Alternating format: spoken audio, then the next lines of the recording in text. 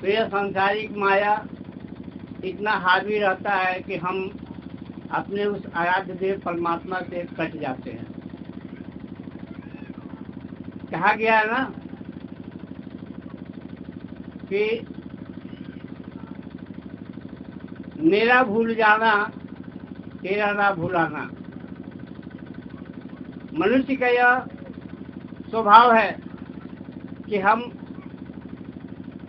जिससे उत्पन्न होते हैं, जिसके कारण हम इस दुनिया में आते हैं, उसी को भूल जाते हैं, चाहे वो परमात्मा हो चाहे माता पिता हो। यह कोई हमारे कहने भर की बात नहीं है। आप समाज में जिधर भी नजर दौड़ाइएगा कोई ना कोई ऐसी बातें नजर आएंगी। तो हमें जो है अपने आप को समझना है। यही ये पहली पंक्ति कहता है कि जब हमें यह कहते हैं कि हे शिव आप मेरे गुरु हैं, तो हमें अपने अस्तित्व का बोध होता है कि हम आए हैं जिसके कारण उसको भूल गए हैं। दूसरा वाक्य कहते हैं कि मैं आपका शिष्य हूँ। मैं आपका शिष्य हूँ, इस पंक्ति से हमें अपने कर्तव्य का बोध होता है। यानी हम शिव को अपना गुरु बना लिए, हम शिष्य बनने के उपक्रम में लगे हुए हैं। तो शिष्य का जो कर्तव्य है उसका बोध होता है। शिष्य का कर्तव्य क्या है? शिष्य का कर्तव्य है कि हम अपने गुरु शिव से दया की याचना करें और अपना आत्म कल्याण करें, और साथ ही हम दूसरों के कल्याण की बात सोचें, क्योंकि शिव का मतलब ही होता है कल्याणकारी। और जब हमें शिवमय होना है तो हमें कल्याणकारी बनने के तरफ प्रयास रहना है। तो ये पहला सूत्र है कि हे शिव आप मेरे गुरु हैं, मैं आपका शिष्य हूँ, मुझ पे दया कीजिए। दया की याचना क्यों करनी है? दया की याचना इसलिए करनी है कि हम इस जगत में आए हैं, संसार में इतने लिप्त हो गए हैं कि आपको भूल गए हैं। तो आप अपनी दया कीजिए कि हम आपको याद करें। आपकी दया हम पे बनी रहे कि हम दूसरों के भी कल्याण के बारे में सोचें, हम शिवमय बन जाएं। ये पहला सूत्र का महत्व है शिष्यता के राह पे चलने के लिए। दूसरा सूत्र है शिव चर्चा। शिव चर्चा शब्द से ही इसका मतलब स्पष्ट होता है। शिव माने कल्याणकारी, चर्चा का मतलब बातचीत, यानी वैसे गपशप, वैसी बातचीत जिससे एक दूसरे का कल्याण हो। जब हम दूसरे के कल्याण की बात करेंगे तो हमारा अपना भी कल्याण होता है। कहा भी गया है कि कर भला होगा भला। जब हम दूसरे के भले की बात करेंगे तो हमारा अपना भला भी स्वयं होते रहेगा, क्योंकि यह गुरु की दया है। गुरु की दया तभी होगी जब हम दूसरों के कल्याण की बात अपने मन में ले आएंगे। अब हम अगल बगल के लोगों को मदद करें, उनका कल्याण करें, यह सिर्फ वही कल्याण नहीं है। हम जिनको नहीं जानते, बिल्कुल अजनबी है, अनजान है, वैसे लोगों की मदद करते हैं तो सत्य चरावतर होता है। अपने घर में, अपने परिवार में, अगर अपने पड़ोस में अगर हम किसी की मदद करते हैं तो उतना प्रभावी नहीं होता जितना कि अनजान लोगों का हम भला करते हैं, मदद करते हैं, कल्याण करते हैं। तो अगर ये अपने मन में यह ठान लें कि हम रोज नहीं तो कभी कभार ही किसी एक व्यक्ति का भी हम कल्याण कर लें, अगर ये मन में संकल्प करें तो शिष्यता की तरफ हम उन्मुख होते हैं। शिष्य बनने के क्रम में यह जरूरी है। शिष्य हम तभी बनेंगे जब हम इन सूत्रों के अनुपालन तन मन से जो है करेंगे। दूसरा सूत्र में यह भी है कि जैसे सामने कहा है कि इन सूत्रों का संप्रेषण करें। संप्रेषण का मतलब होता है बार बार। संप्रेषण दो शब्द है, सम का मतलब होता है उसकी आवृत्ति,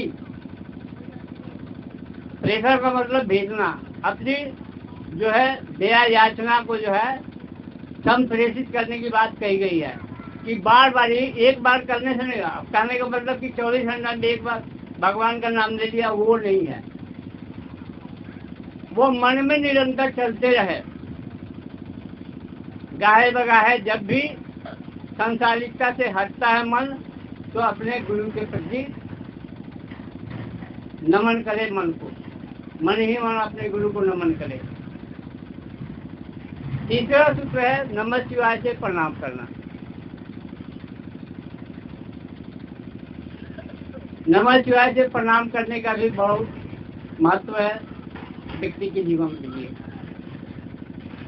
आदमी संसार में जन्म लेता है तो साथ में सुख दुख भी आते हैं। कहा गया है कि यह जीवन एक नदी की धारा की भांति है जो सुख और दुख दो किनारों के बीच निरंतर बहती है। एक किनारे पे सुख मिलेगा तो दूसरे किनारे पे दुख भी मिलेगा। तो सुख है तो ठीक है, इससे बढ़िया क्या है, लेकिन दुख होता है तो हम क्या होते हैं, कहते हैं भगवान ने हमारे साथ ये परेशानी में डाल दिया। तो इसको समन करने के लिए, इसको दबाने के लिए, इसको कम करने के लिए ही ये तीसरा सूत्र है नमः शिवाय से प्रणाम करना।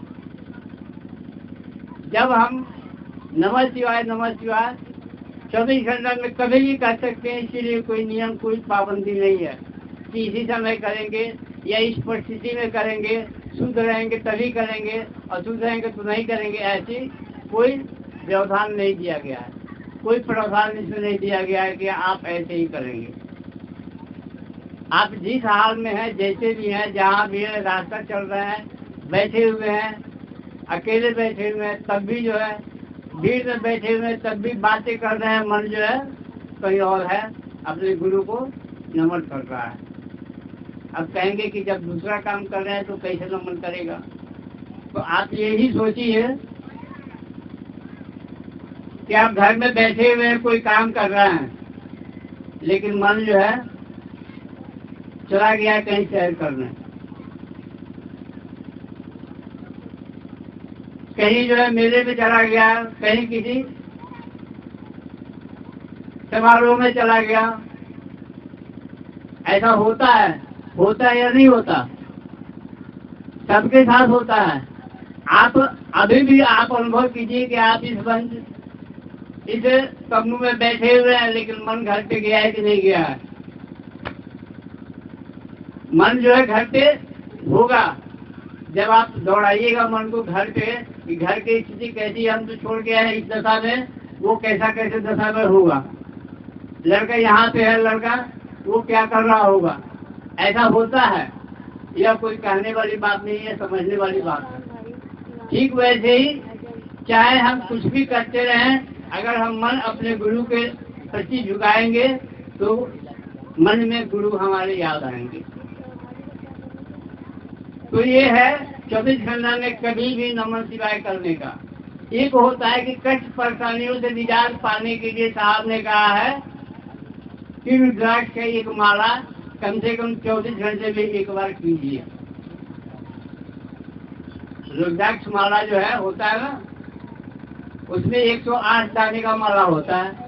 अगर 24 घंटे में 108 बार का जाप करते हैं तो इससे जो आपका जागतिक परेशानियां जो है, सांसारिक जो कष्ट हैं, शारीरिक परेशानी, शारीरिक कष्ट, उस सब का जो है शमन होता है, दमन होता है, तिरोहित होता है।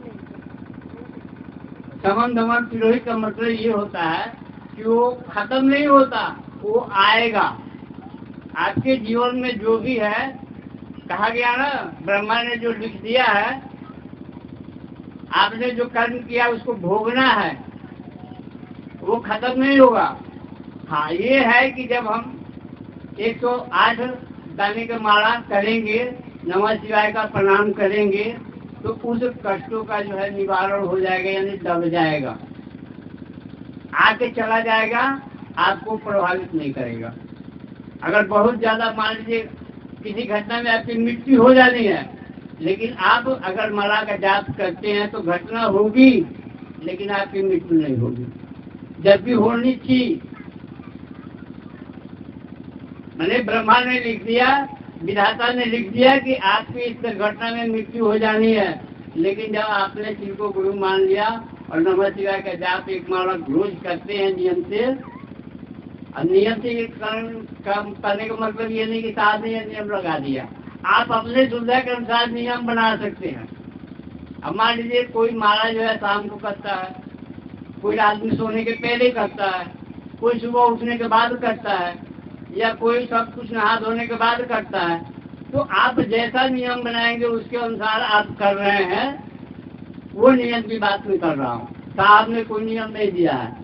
आप जब अपनी सुविधा के अनुसार एक माला का जाप करेंगे तो आप अपने फायदे के लिए करेंगे। कहते हैं ना, साहब के पास लोग जाते थे कि साहब मेरे साथ ये हो रहा है, मेरे साथ वो हो रहा है, और साहब एक ही बात करते हैं, अपने शिव को याद करो, अपने गुरु शिव को याद करो, अपने गुरु शिव से दया मांगो।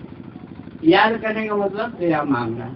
दया दया शब्द को जब उलट दीजिएगा तो क्या होगा? याद होगा। और याद को उलट दीजिएगा क्या होगा? दया होगा। तो दया मांगना यानी याद करना। अपने गुरु को याद कीजिए, अपने गुरु से दया मांगिए, आपके कष्ट का निवारण हो जाएगा।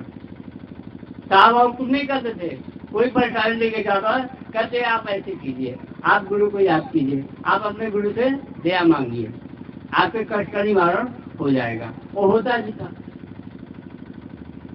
साथ तो कहते हैं, ताट ठोक के कहते हैं, दावत ठोकते हैं, गुरु बड़े कमाल के हैं, आजमा के तू देखो। अभी जो बातें कही जा रही है कि दया मांगिए, आपके सारी कष्ट सरकारी कष्ट दूर होंगे, तो इसमें आजमाने से क्या गुरेज है? आप आजमा के तो देखिए। तो सबसे पहले अपने गुरु को मन से याद कीजिए तो दया होगी। तो यही 3 सूत्र है, और इन 3 सूत्रों का कमाल भी हमने बता दिया, और कैसे करना है ये भी जो है कोई बहुत कठिन वाली बात नहीं है, और ये जरूरी भी है। ये 3 सूत्र जरूरी है। क्यों जरूरी है? जिंदगी, और वो अभी आज की जिंदगी कैसी है? आज हर आदमी भाग रहा है, बस केवल भाग रहा है। किसी को किसी के लिए 2 मिनट की फुर्सत नहीं, किसी के लिए 2 मिनट की फुर्सत नहीं। ऐसे में आत्मीयता हर एक आदमी के 2 क्षण किसके साथ बिताएं? अब जगत गुरु श्री से बढ़ के कोई है जो आपके एकांत में साथी बने? उस एकांत के क्षण में अपने गुरु को याद कीजिए, देखिए आपके सारे कष्ट परेशानी समाप्त हो जाएंगे। और इसी बात को साफ करते हैं कि आजमा कर देखो।